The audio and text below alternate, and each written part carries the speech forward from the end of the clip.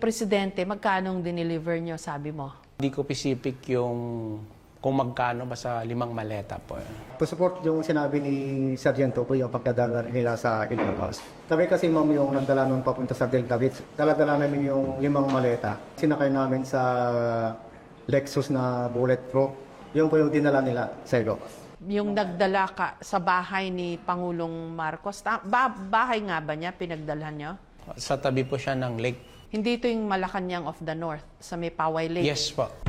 Nabanggit din sa affidavit si Father Flavie Villanueva na tumulong sa pamilya ng mga biktima ng EJ case o extrajudicial killings. Sinong nakakita kay Senator De Lima? Yung kami po lahat. Anong nakita nyo exactly? Paglabas po niyan, ma'am, kikita po namin na bit-bit na po nila yung mga paper bag na may lamang pera. Magkano yung laman ng paper bag?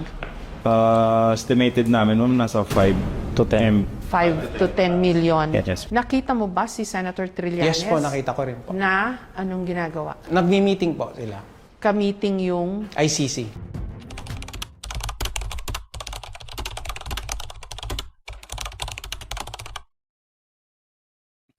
Pagbati po sa inyong lahat mga kababayan at mga mahal po naming taga-subaybay. Ako po si Just Vlog.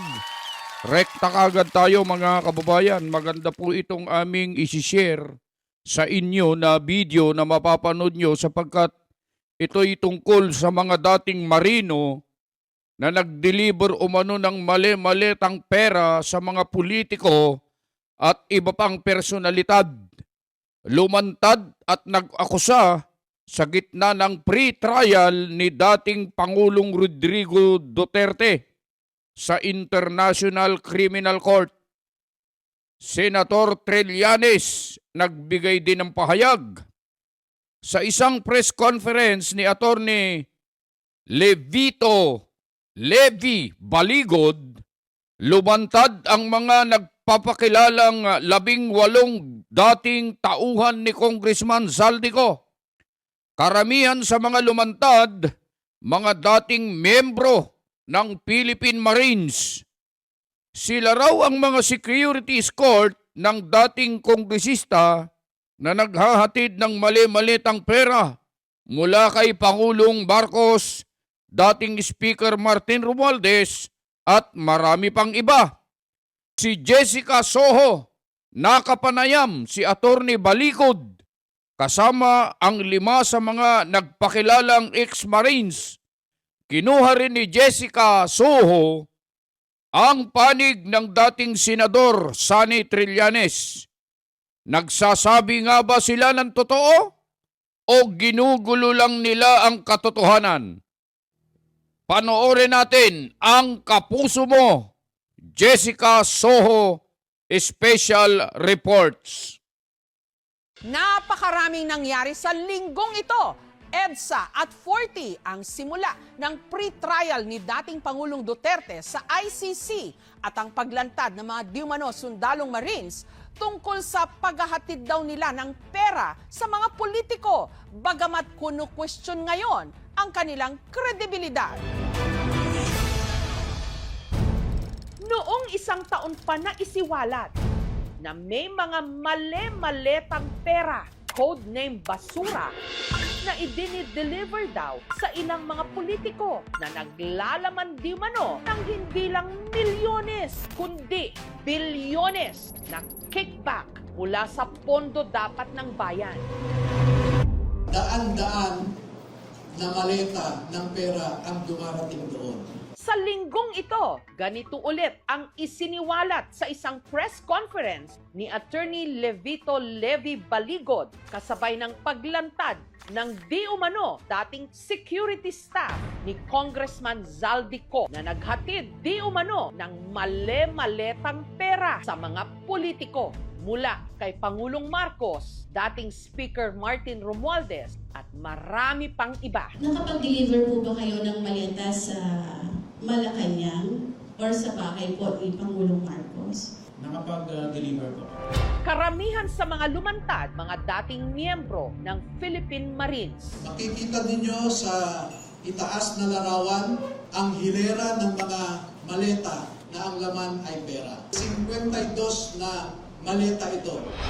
Bukod sa pagdi-deliver ng pera, kasama rin daw sila sa mga di umano nag-escort sa mga investigador ng ICC o ng International Criminal Court, kung saan din dinidinig ngayon ang kaso laban kay dating Pangulong Rodrigo Duterte. Unang dumating ang mga ICC investigators sa Pilipinas December of 2023. Inutusan sila na magpapalit ng peso to dollars. 2 maleta na ang bawat maleta ay may nilalaman na 56 million pesos. Kaya nakapagpalit sila ng equivalent to $2 million. Pero ang press conference, umani ng samut-saring mga reaksyon. Kasi timing ng ICC confirmation of charges, ang timing din yung 40th anniversary ng EDSA. Mukhang merong political color. Naglabas ng pahayag ang Philippine Navy.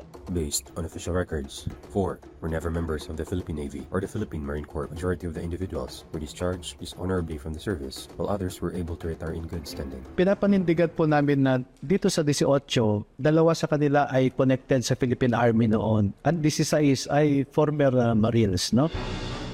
Nagsasabi nga ba sila ng totoo? Ang mas mabigat nating problema, yung crisis sa credibility ng ating mga institusyon. O ginugulo lang nila ang katotohanan? Mukhang merong destabilization na aspect.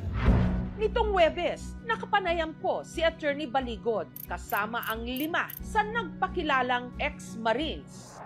Sina Belnard Tube, Rosebert Waupan, Johnny Buduan, Walter Manalansan at Benny Bunontate. Paano kayo napasok kay Congressman Zaldico? Nag-start po ako ng work kay Kong Saldi. Hindi pa siya congressman. Din kausap siya ni Kong Romualdez na maging APRO 2022. 2022, nag-start na po yung security. Then, nagde-deliver na rin po kami ng mga basura na sinasabi nila sa mali-maletang pera. Isa sa mabigat na pahayag ni Belnard sa kanilang affidavit nang isama raw siya ni Ko na mag-deliver ng mali-maletang pera kay Pangulong Bongbong Marcos Jr. Magkano yung dinala nyo doon? 3 maleta, ma'am. Na magkano ang laman? Hindi ko Grabe. specific yung kung magkano kasi medyo mabigat yung isang maleta. Large po yun. Sa kanilang affidavit, hindi raw pare-pareho ang mga i-deliver nilang pera. May large na maleta na naglalaman ng 50 to 70 million pesos, medium para sa 30 to 40 million at small para sa 15 to 25 million. Meron din daw paper bags na 5 to 10 million ang laman at expandable envelopes na 2 million pesos ang laman. Nung unang beses na pinag-deliver kayo ng pera o ng basura, sabi mo, ano pumasok sa isip mo? Sa amin, ma'am, trabaho lang po yung pumasok sa isip namin kasi wala naman kaming intention na masama. Para lang po sa pamilya namin. Hindi ka nagulat na, Diyos ko, grabe, mali-maletang pera. Hindi naman po kami nagulat mo. Si Kong Saldi po is contractor po, ma'am. Pero pagkakalam namin, parang nagpopondo po siya ng mga project. At first, ma'am, wala kaming idea talaga, ma'am. Ako, ma'am, ang iniisip ko, mayaman si boss eh. Marami siyang pera, marami siyang business po. So, lumabas po yung flood control issue na doon po namin napagtanto talaga na yung mga perang bulto-bulto po na tumarating at lumalabas. Igaling po pala sa masama. Nang tanungin ko uli si Belnard tungkol sa mga maleta, Kay Presidente, magkano dineliver nyo, sabi mo? Hindi ko specific yung kung magkano, basta 5 maleta po. To support yung sinabi ni Sargento po yung pagdadala nila sa Ilocos. Kami kasi ma'am yung nagdala nun papunta sa Delta Beach. Dala-dala namin yung 5 maleta. Sinakay namin sa Lexus na bulletproof.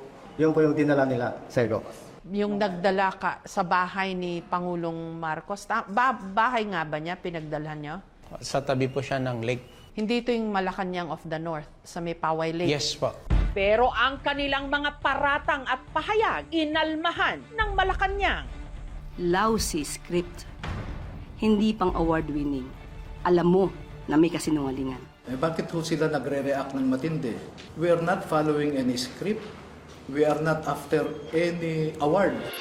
Nag-deliver nag-deliver din daw sila ng pera kay dating House Speaker Martin Romualdez mula 2022 hanggang 2025. Yung unang operation na nasamahan ko, ma'am, yung nag-deliver kami ng halos 50 na maleta kay dating speaker mo. Saan kayo nag-deliver kay Speaker? Yung sa time ko po, sa 40, Tapos, saan pa? 41 na yun. 14 na.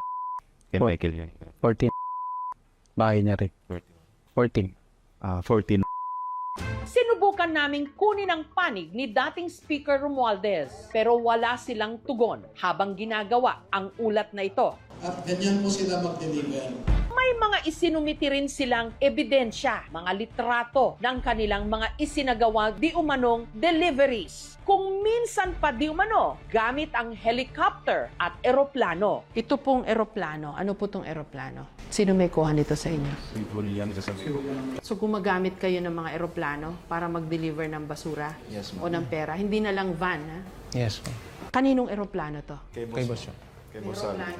Nakipag-ugnayan kami sa CAAP o sa Civil Aviation Authority of the Philippines tungkol sa mga helicopter at eroplano na di umano ginamit sa pag-deliver ng mga pera. I-verify raw nila ito pero wala pang update mula sa kanila habang ginagawa ang report na ito.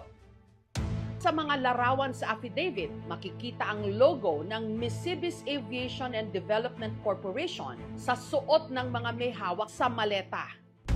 Ang Mississippi Aviation, iniuugnay na pagmamay-ari raw ng pamilya ko. Sa dokumentong nakuha ng Bilyonaryo News Channel, makikita na ang isang helicopter na nakuna ng litrato nakalista sa Mississippi Aviation, tugma sa tail number nito. Samantala, tinawagan namin ang numero ng di umanong kapitan na nakapirma sa nasabing dokumento pero ang sumagot hindi nagbigay ng anumang impormasyon. Sa 11 registered air assets ni Congressman Zaldico, which I will show you today. The Seabees Aviation. Ito po ang example ng mga helicopter at air assets. Minsan na ring sinabi ni ngayon DPWH Secretary Vince Dizon na merong mga eroplano at helicopter si Zaldico pero ang abogado ni Ko pinabulaanan na nagmamay-ari si Ko ng kahit anong aircraft. Ito hong picture, ano ho ito? Dinedepict po yan na ang unang proseso nila, yan sa opisina, ay bago isilid yan sa maleta, binibilang nila Paul Estrada. Kuha nyo ito? Yes, ma'am. Kuha? Yes. Sinong kumuha nito? Isa sa amin. Okay, ito. Yung may mga babae na nagbibilang. Yes, ma'am. Kuha rin nyo ito? Yes, ma'am. So, okay lang kumuha? Hindi kayo pinagbawalan na kumuha? Kailangan po ng proof, ma'am. Minsan isi-send po kay boss. Tinanong ko si Rosebert Waupan kung paano nila nasiguro na ang kanilang mga ineskortan na foreigners dito sa Pilipinas, mga tiga-ICC. Paano nyo nalaman na sila pala yun? Lately na lang din, ma'am, nakita namin sa TV na sila pala yung investigator doon, ma'am. Na isa sa mga ineskortan nyo, Yes, ma'am. nagpunta rito. Yes, ma'am. Ano ba yung mga ginawa nila rito? December 2023. Survey. Ocular muna sila, ma'am, eh. Inikot muna nila yung buong Manila, eh. Then nakipag-meeting sila at kay ST po. Code name po yan ni Sunny Trillanes. Then pumunta po ng townhouse. Nakipag-meeting din po siya doon kay boss po tsaka kay dating speaker. Pagkatapos na nun, ma'am, umuwi muna sila. Then bumalik sila 2024. Belnard, ikaw yung kasama nung nag-escort ng mga ICC, tama Yes, ba? Inutusan sila na magpapalit ng peso to dollars. 2 maleta na ang bawat maleta ay may nilalaman na 56 million pesos. Kaya nakapagpalit sila ng equivalent to $2 million. Narinig ko po na parang may paghandaan sila na pagbibigyan ng dollar. Sino raw? Ang narinig ko, ICC. Paano mo nadugtong si Trillanes doon? Kami po yung nagsundo ng ICC sa Terminal 3. Then, ang direct contact po namin is si Senator Trillanes po. Codename niya ST. Nakita mo ba si Senator Trillanes? Yes po, nakita ko rin po. Na anong ginagawa? Nagmi-meeting po sila. Ka-meeting yung... ICC. Ngayon, paano mo na na pagtanto na yung pera na pinalit nyo from pesos to dollars napunta sa ICC? Ayun po yung pagkakarinig ko sa executive ni boss, si Paul. Dumaan ba yun kay ST, kay Senator Trillanes? Malamang, yes po. Nakita mo o binigay nyo sa kanya yung maleta? Nasa, dapat naman po, executive naman po yung nakakalam po niyan, ma'am. Correction lang doon sa kwan, ma'am. Foreigners po yung una naming narinig. Kalaunan, laman namin. ICC investigate. Sinong kumuha nito, yung mga litrato? Ako, ma'am, yan yung pagka naglalakad-lakad sila, ma'am, sa Makati. Sinusundan po namin kahit ayaw po nila. Sino to? Yung mga investigator po yan. Nang? ICC members po. Kalaunan, ma'am. Nakuha na lang namin, ma'am, na parang siguro ICC to kasi yung mga iniimbestiga din nila, ma'am, na mga witness, ma'am. Sa AGK po. Sinabi rin nila na ang mga kakoordinasyon ng mga tiga-ICC dito sa Pilipinas, si dating Senador Sonny Trillanes at iba pang mga personalidad na nabanggit sa pag-aresto kay dating Pangulong Rodrigo Duterte. Kinuha ko rin ang panig ni dating Senador Trillanes. Senator Trillanes, isa daw ho kayo dun sa mga na-deliveran nila nung maleta na may mga lamang pera. And number 2, parang nag-handle or tumulong dun po sa mga taga-ICC when they came over to investigate ito pong extrajudicial killings. Ano ho masasabi niyo po doon? Doon po sa pera, dinideny ko po na nakatanggap ako ng $2 million o kahit anong halaga mula kay Saldico para sa ICC o para kung ano mang purpose. So, hindi po nangyari yan, hindi totoo yan. Paano yung dollars na yun? Ibinigay ko sa kanila na suhol? Paano yun ilalabas nila ng bansa? Kung gagastusin naman yun dito, bakit kailangan pa i-convert sa dollars? Eh, ang gastusin dito, di ba, pesos? Hindi nila naayos yung kwento nila niya. Pero kung titignan mo yung pagbabantay nila dun sa ICC, per se, wala akong illegal dun. Assuming sila nga yung nagbantay. Pero ang mali na ginawa nila, nung sila ay naging security, dapat pinapangalagaan nila, binabantayan nila yung buhay nung kanilang binabantayan. Pero ang ginawa nila, in-expose nila yung identity, pinictura nila, pati yung testigo. Anong purpose nun? Para matunton ng mga bata ni Digong, pagka nakuha nila yan, di wala na magtitistigo doon. Alam niyo yung ginawa ko nila na yan, violation yan ng Article 17 ng Rome Statute. Ang kaso po dyan, obstruction of justice. Dahil nilagay nila sa peligro yung buhay ng mga investigador at lalo na yung buhay ng mga testigo. I want to make it clear, ma'am, that they are not claiming na nakita nila na yung 2 million ay binigay kay Sonny Trillanes o kay sa ICC. Wala po silang sinasabi. Wala kayong nakitang ganon. Yun lang ang narinig nyo at yun ang napagkakaalam ni Mark at saka ni John Estrada. How about attending yung meetings daw na nandun si Zaldico, si Speaker Romualdez? Wala pong mga ganyang mga meetings. Wala pong mga ganyang mga meetings. Ang ginagawa kasi nila, como ngayon nasa hot water si Saldico, parang madampian ka lang ni Saldico, parang nasa impyerno ka na. Si Saldico, isang prominent na Bicolano na politician. Ako, coming from Bicol, so we run in the same community. Kakilala ko po yan. Yung abogado niya, abogado ko rin. Meron kaming ugnayan even before 2022, probably 2013. Ano po ang issue dyan sa ugnayan na yan? Is that a crime? Klaruhin ko lang po yung sinabi niyo ho kanina, for emphasis lang po. Si Trillanes, as far as they are concerned, nakita lang nila sa meetings, tama po? Hindi lamang po yun. Nakita rin nila, nabibigyan siya ng pera, nadedeliveran siya ng pera. Pero, di ba, attorney, unless it's proven that the money was sourced illegally, wala mang kaso yon. Kasi pagpunta ng ICC investigators dito, they would need assistance. I don't think Trillanes is guilty of any crime, is he? For assisting the ICC inspectors. Pero sa batas, wala naman ho siyang nababiolate, di po ba?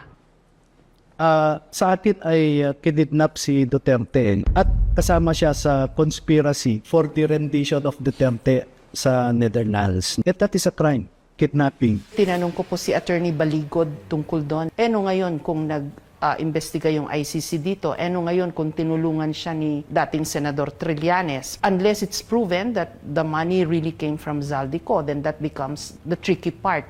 Pero ang sabi ho niya, hindi kasi siya naniniwala dun sa jurisdiction ng ICC over the case against Duterte. Yun ang opinion niya. But ang opinion ko, at supported ito ng decision ng Korte Suprema na from 2011 to 2019 na miyembro tayo, merong jurisdiction ang ICC. Hindi naman ako bawal makipag-usap sa kanila. Ano ngayon ang problema doon? 2023 pa raw sila nagbabantay. Kung talagang feeling nila karumal-dumal yung ginagawa nila, ba't di nila tinanggihan yung trabaho na yan? Bakit di sila nag-expose ng mga panahon na yan? Bakit ngayon? Kung kailan kasagsagan ng confirmation of charges hearing? Pero Senator Trillanes, you're not denying na you helped the ICC inspectors when they came over. Ang sinasabi ko since 2017, nakikipag-ugnayan po ako sa kanila, nakikipagtulungan ako sa kanila, pagkalap ng testigo at ebidensya. Ibinigay kay Sunny Trillanes ang pondo para sa pag-asikaso sa mga ICC investigators na ito. Definitely it's a spin kasi kailangan niya nilang palabasin na sinuulan para magamit ni Kaufman na sasabihin corrupt yung mga ICC investigators. Probably to request for a mistrial kasi talagang pananabutahe yung ginawa eh. I will not let that happen dahil para masabotage nila yung kustisya na hinahanap namin. Nabanggit din sa affidavit si Father Flavie Villanueva na tumulong sa pamilya ng mga biktima ng EJ case o extrajudicial killings. Pumunta raw ang mga investigador ng ICC sa Bahay Kalinga para kausapin si Father Villanueva. Nagkaroon ng ilang pag-uusap at pagtatanong at naganap ito nung una pa. Panonokhang ng katotohanan ang aking masasabi sa ginawa nitong abogadong to. Bawat buhay na namatay at pinatay nung panahon ni Rodrigo Duterte ay may dangal, may kwento, may kasaysayan. Huwag natin maliitin ang buhay ng bawat Pilipino. Sila ang naglalagay sa sasakyan, sila rin ang nag-e-escort. Pagdating sa kanilang destination, sila rin ang nagbubuhat. Alam nila na ito, dalhin nyo ito sa opisina ni Sunny Trillanes sa ganitong lugar sa Quezon City. Actually, kasama po niya si Sunny Trillanes sa Magdalono. Nakulong ito, kasama ni Sunny Trillanes. Yung isa ho doon, kasama nyo raw dati sa kulungan. Bumaliktad siya habang nandoon pa lang kami sa kulungan. Bumalik loob kina Gloria noon. It speaks of the character. Ano hong balak nyo ngayon? I will be filing cyber libel cases against them. So antayin nila ito. Nakakalungkot. Kasi mga dating kabaro natin. Pero mali yung ginawa nila. Pareho ang pahayag ng lumantad na dating Marines sa testimonya ng nagpakilalang dating security consultant ni Zaldico at dati ring Marine na si Orly Guteza sa Senado. Tagabuhat lang ako ng malita ng basura. Ang ibig sabihin ng basura ay malita na may lamang pera. Ang bawat malita ay may lamang humigit kumulang 48 million pesos. Humigit kumulang 3 beses ako mismo ang nag-deliver ng basura sa bahay ni Congressman Zaldico sa mga bahay ni Speaker Romualdez. Di ba una, lumabas si Gutesa sa Senado? Kaso binakbakan siya hanggang sa parang hindi masyado nang sinundan yung mga sinabi niya. Kaya kami lumantad kasi hindi na namin masikmura yung mga ginagawa ng nanakaw dito sa ating mga pondo ng bahay. So hindi nyo kasama ngayon si Gutesa sa paglantad po nitong 18? Hindi po. Nakahanda kayo mangyari sa inyo yung nangyari kay Gutesa? Yes ma'am, sa kamatay po, lalaban po namin. Iginiit sa akin ni Attorney Baligod na siya lang at walang umudyok sa kanya para ilantad ang dating mga sundalong Marines. So, Attorney, walang kinalaman sa inyo si Mike Defensor? Wala po. Siguro dapat malaman nyo kung sino ba yung may-ari ng sasakyan na siyang sumundo matapos ang press briefing or press con nila.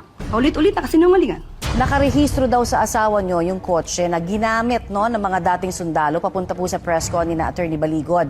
Kaya makikita raw kung sinong kumakamada behind the scenes. Ano ho ang tugon ninyo? Kung tatawagan lang nila ako, aamin naman ako, talagang tumutulong ako sa mga yan. Naniniwala ako sa mga sinasabi lahat. Ito ngayon na mabibigat na tanong. Sino ba ang nagpondo dyan sa mga yan? Sino nag-organisa sa kanila? Sino yung mastermind dyan? Sino yung nag-facilitate nung organize ng buong press con? Mabibigat na ano yan. At malalaman yan. I tell you, pagka inimbestigahan na itong mga to, yung 80 na sundalo na yan, pag hiniwa-hiwalayin at tanungin, lahat yan, bibigay yan. Wala kayong political party or any big political personality who's behind you? Wala. If the insinuation is that this is for the Dutertes, no. Kasi identified kayo kay Duterte. November, kinausap niya ulit ako. Sabi niya, attorney, sumama ka sa akin, senador kita. Halika. Tinaas niya kaagad yung kamay, tinawag niya yung letratista, pak na gamitin mo na yan na campaign pa. Si Duterte walang kinalaman ho dito sa paglantad po nitong 18 ngayon. Yes, ma'am. And I can put in the line my license as a lawyer or even my name and reputation. Si Vice President, hindi na niya ako kilala. Hindi pa kami nag-uusap ni minsan. Kung si PRD ang nakaupo bilang Presidente ng Pilipinas, makikita po natin na wala pong nangyayaring masama. Pero ngayon, napakatindi. Ultimo bata, nire-rape ng mga animal, ng mga rapist na yan. Mga adik. Lumantad na lahat ng mga adik. Wala nang upo si PBBM. Unahan ko na yung mga mangiintriga sa inyo. Baka DDS kayo. Hindi po, ma'am. Hindi nyo ito ginagawa dahil sinusuportahan nyo si Duterte. Hindi po. Ginagawa lang namin to, sinuportahan namin yung sinabi ni Master Sergeant Cotesa at saka sinabi rin ni Kong Saldi. Nagpa-press con kayo one day after simulan itong ICC pre-trial ni Duterte sa The Hague. Bakit nga ho ba ngayon nyo pa-timing yung paglantad? Ano ba ang dapat na timing para ibahagi mo sa bayan ang katotohanan? I think sa akin po ay anytime is a good timing pagdating sa paglalabas nitong nalalaman nila. Kasi ang sinasabi ho nila, ang tagal na nung mga sinasabi nila, matagal na nilang naranasan at nasaksihan yan. Bakit this week lang sila nagsalita? Kung kailan nakaharap pa sa pre-trial si Duterte. So parang, ano to, pangontra sa ICC? Parang ganun ho yung sinasabi hindi nila. po ako updated sa nangyayari sa ICC. Although I know na merong kaso doon ni Duterte. Attorney, kasi yung mga nagpapahayag po na hindi sila naniniwala sa mga sinabi po nitong 18 Marines, sinasabi mukhang ang pinuntirya puro mga kontra kay Duterte. Ano maisasagot niyo ho doon? Nung identify nila yung mga natatandaan nila ang pangalan at lokal, ma'am, wala naman sa isip namin kung pro-Duterte yan o anti-Duterte. Hindi ka namin alam sa Senado kung sino ang pro-Duterte dyan. Of course, maliban siguro kay Dongo at saka si Bato de la Rosa, no? Sinabi nila 805 billion yung napunta, yung pinamahagi o napunta kay Congressman Saldico. Well, from 2023 to 2025, ang total amount ng flood control projects, 1.13 trillion.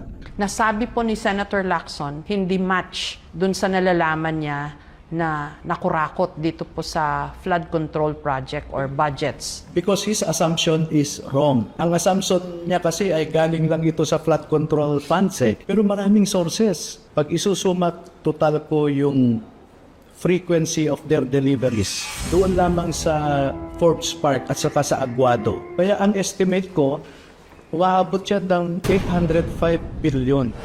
Si dating Senador Laila De Lima na ngayon party list representative nabanggit nung una na nabigyan din daw ng maleta ng pera. Isa pa hong binakbak sa inyo, bakit daw nakasama si Senator De Lima sa listahan ng mga pinag-deliveran ng pera? Hindi po, ang malinaw doon, nakita nila si Congresswoman Laila De Lima na nakipag-meeting kay Sani Trillanes, Speaker Romualdez, kay Zaldico, at saka si Secretary Ed Año sa Town House. Ang estilo kasi po ni Zaldico, laging meron siyang kasama sa convoy na sasakyan na nandoon yung pera. Paglabas, may bit-bit na. Yun ang sinasabi po nila. So hindi siya nabigyan ng pera? Nabigyan po siya. Nabigyan siya ng pera.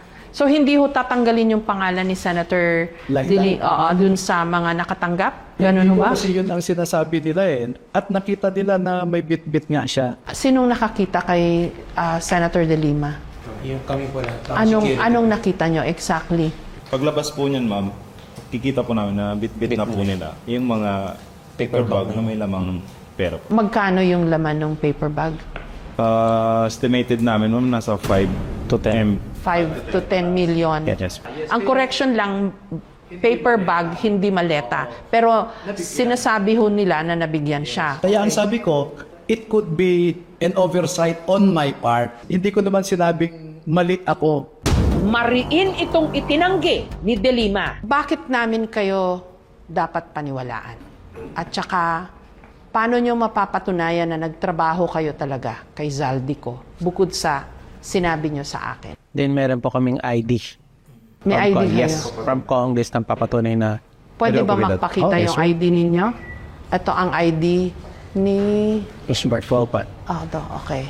Lahat kayo may ID na ganyan. Yes. Naka-indicate po ba nagtrabaho sila kay Zaldico, sir? Yes po. Signature po ni Kong Salty, ma'am. Sinubukan din naming kunan ng panig ang kampo ni Zaldico pero hindi sila tumugon. Saan ka nakapag-deliver, Benny? Sa Kaninong bahay? kay Kung Stella yan po. Kimbo? Bahay niya talaga Yes, to? sa bayan po. Saan? Sinubukan din naming kunan ng panig si dating Marikina Congresswoman Stella Kimbo, lalo pat isa sa mga larawang isinumite ng mga dating Marino, buhad di umano sa bahay ni Kimbo kung saan idineliver din ang male-maletang mga pera. Pero wala siyang tugon. Kay Cheese Escudero ba nag-deliver sila? Ayun, nasa affidavit po nila yan. Nag-deliver kayo? Nasa affidavit. Ang naalala ko lang si Loren, si Soto, Nandiyan din po si Juan si Spock Revillas, si Villan, Tulfo. Erwin, oo. Si Senate President Tito Soto, mariin ding itinanggi na na-deliveran siya ng mga maleta ng pera. I will not dignify a tall story allegation. Nakakatawa rin, baka hanapin sa akin yung kasama ko yung tipong maleta. Ang iba pang mga nabanggit na mga senador, kongresista at iba pang mga opisyal ng gobyerno, sinubukan din naming kunan ng pahayag pero wala silang tugon habang ginagawa ang ulat na ito. Habang ang ibang nabanggit, agad inilabas ang kanilang reaksyon at official statements. Kung mapapatunayan na hindi tama ang mga nakasulat doon, meaning mali ang mga nasabi, maaari silang kasuhan for perjury. Yun yung deliberate assertion ng falsehood. Meron silang sinabmit na sinumpa ang salaysay and nagsinungaling sila under oath. Ang perjury ay merong penalty na imprisonment for 6 years up to 8 years. Sa palitan ng mga paratang at nag-uumpugang mga puwersa sa ating lipunan, saan ba dapat lumagay ang taong bayan? Meron bang tamang pananaw sa mga nangyayari ngayon? Professor Calilum, bilang isang political scientist, ano pong pagtitimbang nyo sa mga nangyayari po ngayon sa ating lipunan? Mula nung nabuwag yung unity, mas lalong umingay itong political discontent na naranasan natin. And I think moving forward into the 2028 elections, mas lalala pa. Maaring mas marami pa tayong mga asahan na mga pasabog because the idea is, ito nga, meron tayong parang elite fracture na naranasan ngayon, wherein yung mga dalawang bloke, pinakamakapangyarihang pamilya ngayon, which is the Marcos and the Dutertes, I think they will also figure in prominently pagdating dito sa 2028 election. Sa politika po kasi nothing is coincidental. Everything actually is based on right timing. Maaring itong mga pagtatigni-tagni nitong mga events na to, meron talagang patutunguhan na mas malaki. Paano ho kaya yan, Professor? Kasi parang yung mga political colors ngayon naghalo-halo na. That's politics, no permanent friends or enemies, just permanent interests. Pero what does that do to our sense of moral right, kung ano ang tama sa mali? Yun po yung mahirap talagang tignan ngayon at mahirap ihiwalay because kanya-kanya pong faction, may kanya-kanya po kasi silang version of what they believe is the truth. Sa parte ng mga supporters ng administration, this is a clear case of political destabilization. But on the case of the Duterte supporters, this is a quest for accountability and justice. Ang basa ko po kasi ngayon, Ma'am Jessica, is parang yung cynicism tsaka yung skepticism ng ating mga kababayan, lalo na dito sa mga lumalabas na mga issues na to, nandun yan. No? Para bang, okay, after that, sumabog siya, ano nangyari? Does it carry enough weight para magkaroon ng tinatawag natin ng mass mobilization? O will it just evaporate in thin air na wala namang mangyayari eventually? 3,000? I will kill more. Panagutin si Duterte! Marcos resign! Bawat kampo, bawat kulay politikal ngayon, may sariling bersyon ng katotohanan. Kaya dapat maging mapanuri at maingat sa pagtitimbang, lalo pat ang nakataya, ang nag-iisa at minamahal nating Pilipinas.